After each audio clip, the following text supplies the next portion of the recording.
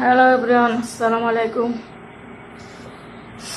আজকে ডিম, কেনার ডিম আছে, হাঁসের ডিম আছে আমাদের ফার্মের, এগুলো মুরগি আমাদের ফার্মের। আর এগুলো কেন এত ডিম দেয় না, দিলেও কম দেয়, 2টা 3টা 4টা 5টা। আগের মতো বড় মুরগি নেই, ছোটো বাচ্চা আছে কিছু। ডিম ছিঁড়ে নিলাম 6 7 8 9 10টা। এই যে তেলের মধ্যে হলুদ দিয়ে দিই, কালার সুন্দর হয়। আর লবণ দিয়ে দিচ্ছি।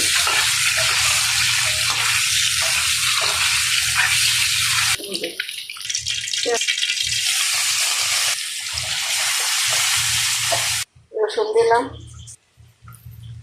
মশলা, হলুদ মরিচ মশলা। ডিম বোনা হয়ে গেছে। এভাবে ডিম বোনা খাইলে অনেক স্বাদ, সেই স্বাদ।